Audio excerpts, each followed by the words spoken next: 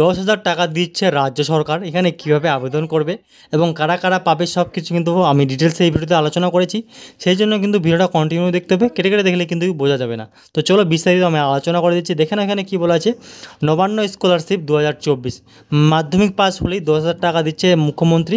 নবান্ন স্কলারশিপে কীভাবে এখানে আবেদন করবে সব কিছু কিন্তু আমি ডিটেলসে স্টেপ বাই স্টেপ আলোচনা করে দেবো। আর হ্যাঁ, অবশ্যই কিন্তু চ্যানেলটা সাবস্ক্রাইব করে রাখবে, আমি কিন্তু প্রতিনিয়ত এরকম আপডেট দিয়ে থাকি। দেখে নাও এখানে কী বলা হয়েছে, রাজ্যের পড়ুয়াদের জন্য বিরাট ঘোষণা। মাধ্যমিক পাস হলে নবান্ন স্কলারশিপ 2024-এর মাধ্যমে বছরে 10,000 টাকা দিচ্ছে রাজ্য সরকার। এই স্কলারশিপ পেতে কোনো পরীক্ষা দিতে হবে না, যোগ্য হলেই কিন্তু টাকা পেয়ে যাবেন। ঠিক আছে, তো কী কী যোগ্যতা লাগবে এখানে আবেদন করতে গেলে সব কিন্তু আমি ডিটেলসে আলোচনা করেছি। দেখে নাও এখানে কী বলা আছে, নবান্ন স্কলারশিপ 2024। পশ্চিমবঙ্গ সরকার রাজ্যের আর্থিকভাবে দুর্বল মেধাবী শিক্ষার্থীদের লেখাপড়ার সহায়তার অনেক ধরনের স্কলারশিপ চালু করেছে। এর মধ্যে অন্যতম হলো নবান্ন স্কলারশিপ। প্রতি বছর এই স্কলারশিপের মাধ্যমে টাকা পেয়ে উপকৃত হয়ে রাজ্যের হাজার হাজার শিক্ষার্থী মাধ্যমিক থেকে শুরু করে স্নাতকোত্তর পর্যন্ত সকলেই এই স্কলারশিপ পাওয়ার যোগ্য। সম্প্রতি 2023 থেকে 2024 শিক্ষাবর্ষের জন্য এই স্কলারশিপে আবেদন প্রক্রিয়া শুরু হয়েছে। কারা আবেদনের যোগ্য, কিভাবে আবেদন করবেন বিস্তারিত কিন্তু আজকের ভিডিওতে আমরা জেনে নিব। তো চলো তারপর কী বলা আছে দেখে নেব আমরা। নবান্ন স্কলারশিপের টাকার পরিমাণ, এখানে কত টাকা দিবে দেখেন, এখানে আবেদন করলে কত টাকা পাওয়া যাবে। পশ্চিমবঙ্গের মুখ্যমন্ত্রী তহবিল থেকে দেওয়া এই স্কলারশিপের আওতায় প্রতি বছর ছাত্রদের 10,000 টাকা কিন্তু আর্থিক সাহায্য করা হবে। ঠিক আছে, যোগ্যতা, এখানে আবেদন করতে গেলে কী কী যোগ্যতা লাগবে দেখে নাও, কারা কারা এখানে আবেদন করতে পারবে, এগুলো যোগ্যতা থাকলে কিন্তু এখানে আবেদন করে দিতে পারে। 1 নম্বরে কী বলা আছে, নবান্ন স্কলারশিপ পেতে হলে পশ্চিমবঙ্গের স্থায়ী বাসিন্দা হওয়া আবশ্যক। এছাড়াও ছাত্রীদের নিম্নলিখিত শিক্ষাগত যোগ্যতা থাকতে হবে। দেখো কী কী শিক্ষাগত যোগ্যতা থাকতে হবে, তাহলে কিন্তু এখানে আবেদন করা যায়। মাধ্যমিকে 50% থেকে 60% নম্বর থাকতে হবে এবং উচ্চ মাধ্যমিকে 50 থেকে 60% নম্বর থাকতে হবে এবং স্নাতকে 50 থেকে 53% নম্বর কিন্তু থাকতে হবে। 3 নম্বরে কী বলেছে, সর্বাধিক পরিবাহিক আয় কিন্তু 1,20,000 টাকার কম থাকা দরকার। ঠিক আছে, বেশি হলে কিন্তু হবে না। এখানে কিভাবে আবেদন করবে দেখে নাও।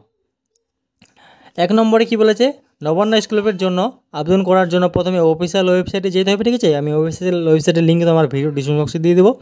Apply for financial assistant for education অপশনে ক্লিক করে মোবাইল নম্বর ব্যবহার করে সাইন আপ করতে হবে।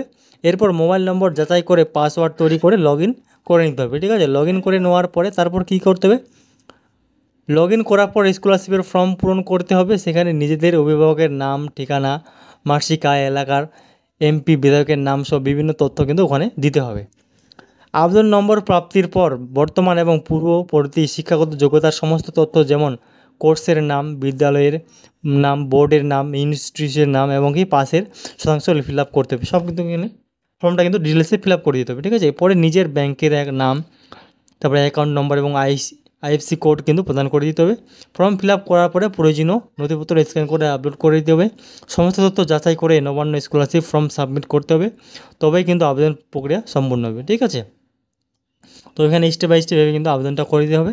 তারপর প্রয়োজনীয় ডকুমেন্ট, দেখুন এখানে আবেদন করতে গেলে কী কী ডকুমেন্টস লাগবে আমি স্টেপ বাই স্টেপ বলে দিয়েছি। 1 নম্বরে কী বলেছে, নবান্ন স্কলারশিপের ফর্মটা লাগবে, তারপর এমপি বিধায়কের শংসাপত্র লাগবে, আয়ের শংসাপত্র লাগবে, নিজস্ব শংসাপত্র লাগবে, তারপর কি মাধ্যমিক অ্যাডমিট কার্ড ও মার্কশিট লাগবে, পেশাদার কোর্সের ক্ষেত্রে প্রবেশিকা পরীক্ষার রেকর্ড লাগবে, ব্যাংকের পাসবইয়ের প্রথম পাতার এবং কি সম্প্রতি কোনো শিক্ষা প্রতিষ্ঠানে ভর্তি হলে তার রসিদ লাগবে।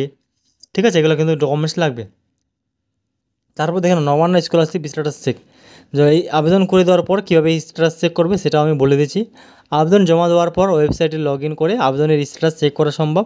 2 নম্বরে কী বলেছে, applied waiting resubmit with documents under process এবং অ্যাপ্রুভড, এই স্ট্যাটাসের মাধ্যমে কোনো অবস্থানে আপনার স্কলারশিপের ফর্ম রয়েছে তা জানা যাবে। ঠিক আছে, তারপর দেখে নাও আরও জানার যোগাযোগ দেখে তারপর কী বলেছে দেখে নাও। স্কলারশিপ সংক্রান্ত অন্য কোনো প্রশ্ন থাকলে এর একটা নাম্বার রয়েছে, এই নম্বরে যোগাযোগ করা যাবে। ঠিক আছে, এখানে থেকে সব কিছু জেনে নিতে পারো। বিস্তারিত জানতে একটা ওয়েবসাইট রয়েছে, ওয়েবসাইটের লিঙ্ক আমি ভিডিও ডিসক্রিপশনে দিয়ে দেবো, ওখান থেকে কিন্তু ভিজিট করে সম্পূর্ণ কিন্তু দেখতে পারবে। ঠিক আছে, তো এখানে স্টেপ বাই স্টেপ বলে দিলাম কীভাবে এখানে আবেদন করতে হবে, কী যোগ্যতা লাগবে। তো আজকের এইটুকুই আপডেট ছিল। আপনাদের কী মতামত রয়েছে অবশ্যই কিন্তু কমেন্ট করে জানাবে, আর অবশ্যই চ্যানেলটা সাবস্ক্রাইব করে রাখবে। ধন্যবাদ।